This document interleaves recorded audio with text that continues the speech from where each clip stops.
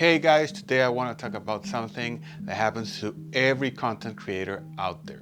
There comes a time when the content creator has to evolve, has to search for his signature look or his voice.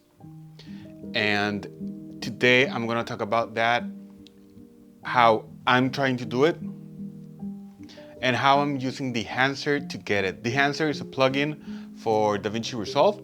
And let me tell you guys, they did reach out to me to see if I could create a video about Dehancer. There's no, they're not paying me for this video, but they did give me a free month to try it out. And they will not get to review this video before I post it. So all the opinions said here are my own, and they have no say whatsoever on what I eventually upload. They did ask me to be honest so they could improve. So that's what I'm gonna do. But anyways, here we go. Why did I talk about that every creator gets to a point where they need to find their voice, their visual style? Because when you start out, you're trying to get down the technical side of things. Okay, you're learning how to expose, how to work with the camera, how to light, all that fun stuff. Okay, but then when you master those or get to a proficient level, you need to add an extra so you can differentiate yourself from other creators. That's where the Dehancer comes in. Now, this is it's kind of a bit of like magical, because this is what happened. I recently bought a RED Komodo. I'm very excited, love the camera. We'll do another video on why it's an amazing camera for some content creators, but for myself, best camera ever. But when I bought it, I tested it out and I loved it, but I was like, okay, I kind of get how this camera creates amazing images. And I mean, anyone with the camera can create the same type of image if you know how to light, okay? Also, lighting does get into your visual style. So when I got the camera, I was like, maybe I should look into a plugin or something that I can use to like create my own look, my unique look. And I had to find it also. And to this day, I haven't found it. But Dehancer is helping me. So I thought about Dehancer because I've heard about them before, but I just never got around to it. Fast forward 2 weeks, 2-3 weeks, I got an email from them asking me if I would like a 30 days free trial of the plugin. And I was like, wow, it's destiny. It's magical. Anyways, here I am, guys. I've tried it out, not as much as I would like because I've been a little bit busy, but I have tried it out.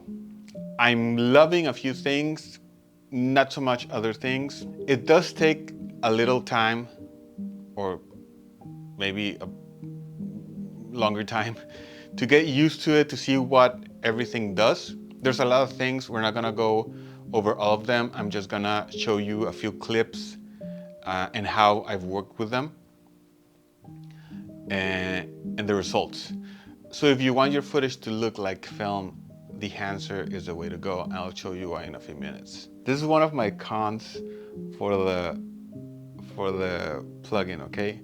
This is, I mean, I kinda knew it wasn't gonna be there, but like I was, maybe it is. But when you use Dehancer, you have a few ways of selecting how to process a video, okay? And one of those ways to process the video is selecting the camera you own. There's a bunch of cameras, but there's one camera I couldn't find. It's the original Blackmagic Pocket Cinema Camera, the OG one. I couldn't find it. Put it inside DaVinci, played around with Dehancer, and I'm gonna show you guys, I got a really good film-like emulation, a film-like look. So Dehancer, if you're watching this, please add the Blackmagic Pocket Camera to your list. I think a lot of people are going to love it. They're gonna love being able to use it with the camera. I mean, I still got a great look with it, you know. You don't need it, but anyways, I am going to continue using Dehancer to try and find a film look because I really like film. I can tell when a movie was shot on film or on digital. So for me, this plugin is just recreating those elements beautifully. So why don't you guys follow me? Follow me to the computer. I'll show you some clips. Okay guys, so this is with the Blackmagic Pocket OG, okay? So how I have this set up is like this. DaVinci YRGB, DaVinci White Gamut Intermediate, Time and Color Space, Output Color Space, Rec 79 Gamut 4. So this, I'm gonna just set it up very basic, okay? So you can get an idea. So we do a color space transform, Blackmagic Sign, film, DaVinci White Gamut,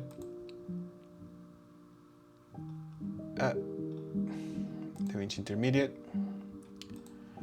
and color space transform. We go from DaVinci White Gamut, DaVinci Intermediate, Rec 709, 2.4. Okay, so that's our image, right? Looks really good.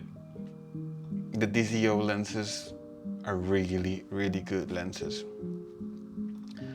But this is just a basic image, basic Rec 709 conversion. Now, what we're gonna do is drop in Dehancer. This is not good. This is not good at all. We're gonna change the source to DaVinci White Gamut Intermediate, which is what we have. Now, as you can see, it's applying a ton of things already, okay? This is my go-to. I haven't had time to go into all of these and check each one out, but these are all film stocks. As you can see, there's a ton of them. Now, Kodak Vision 3 is the most popular film stock here for film. So right now we have like a greenish tint, which I don't like. So we're gonna change it to 50D. This is the closest to the original image, see? Now, it is changing, it is doing a few things, but this is what I usually do, okay? So now, push-pull. We can see what this does. Okay, right now I'm probably gonna go with, I always lean towards the warmer side, I don't know why. Preference. Film developer. Remember to enable it, because if you're like me, you're gonna be like, hey, this doesn't do anything. Anyways, enable it. Contrast boost. How contrasty do you want it? You can go extreme in both ways. I don't tend to go that contrasty because we're gonna do other things. They're gonna make this darker. Gamma correction. It corrects the gamma just a little bit if you don't want it to be so dark. color boost, you could do a black and white, or a not so black and white, or very colorful, which some film stocks do. Compression is my favorite one. You can, it's all in its default state, okay? So you just enable it. Are you seeing this? The whiteness, the highlights are gonna be, they're taken down.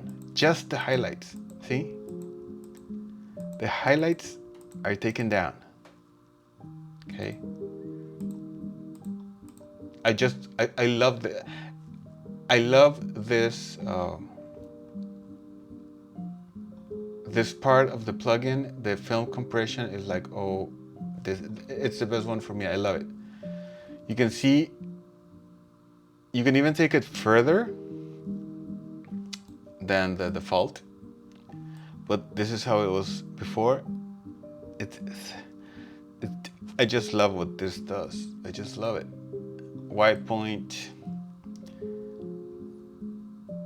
You can modify it. I mean, you can do a lot of stuff.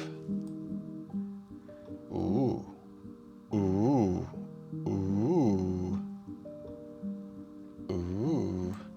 I think it needs more color. Profile, print.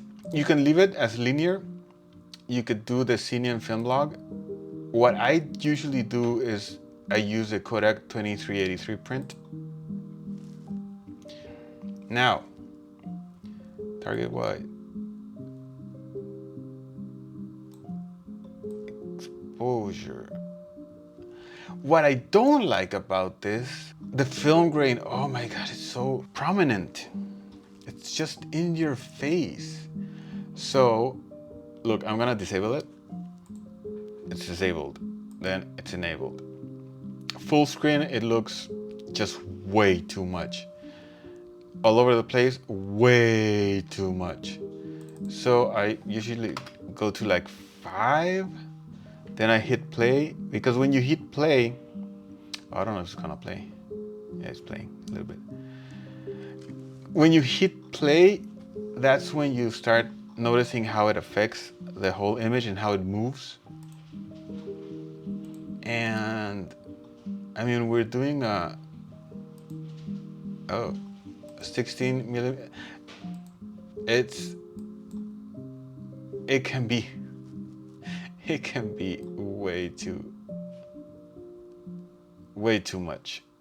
Way too much.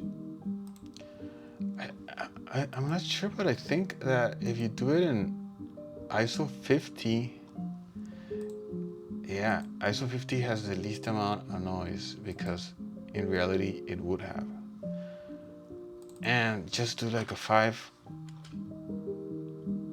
Halation, oh, I love halation. You can't see it that much. Hopefully you can see this on YouTube, but you see how the edges start glowing?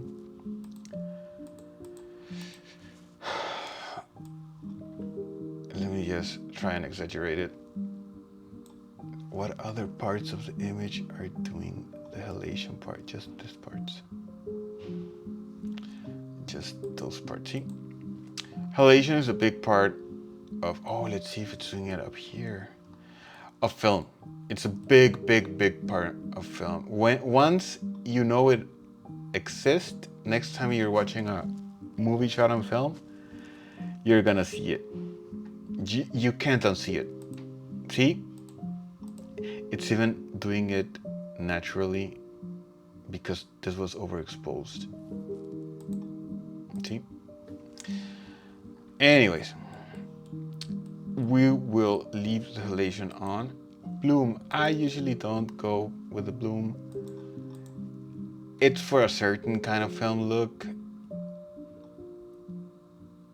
but that's not what I'm trying to do. So we're gonna leave it up.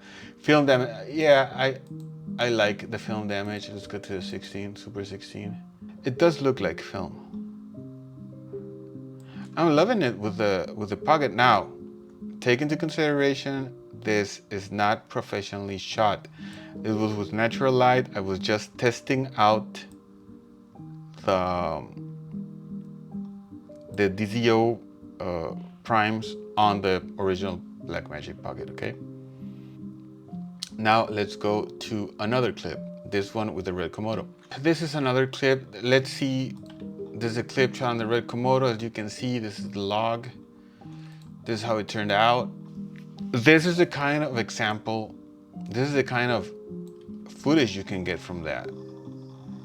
This is the kind of footage you can get with the Dehancer. I mean, I'm loving it for what it is. This is a small video reel kind of thingy for a client that is a 1920s inspired bar, Art Deco. So I think this vintage film look is amazing for it. And I might even go more vintage-y.